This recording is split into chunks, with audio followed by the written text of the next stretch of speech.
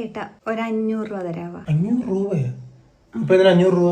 അത് പിന്നെ അനിയത്തിയുടെ കൊച്ചിന് എന്തെങ്കിലും വാങ്ങിച്ചു കൊടുക്കാൻ. 500 രൂപ കുറഞ്ഞൊന്നും മേടിക്കാൻ പറ്റത്തില്ലേ? 100 രൂപ ഒന്നും കിട്ടത്തില്ലേ?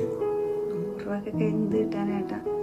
അതല്ലേ 2 മാസം മുന്നേ ഒരു 500 രൂപ നീ മേടിച്ചായിരുന്നല്ലേ? അതെന്ത് തീർത്താ? അതിനെ കണക്കൊന്നും നീ പറഞ്ഞില്ലല്ലോ.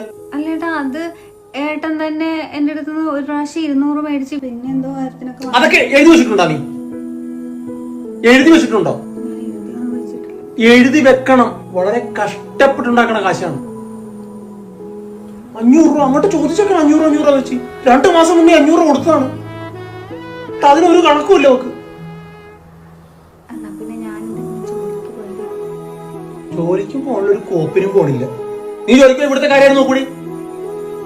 അമ്മ ഒറ്റക്കല്ല ചെയ്തോട്ടെ എന്നാ നടക്കല്ല കേട്ടാ. ചുമ്മാതെ അല്ല നിന്നെ കെട്ടിക്കൊണ്ടു വന്നിരിക്കണത്. ഇവിടുത്തെ പണി മൊത്തം ചെയ്യാൻ കെട്ടിക്കൊണ്ടു വന്നിരിക്കണത്. അവിടെ വേറെ പണിക്ക് പോയിക്കോട്ടെ എന്നാ.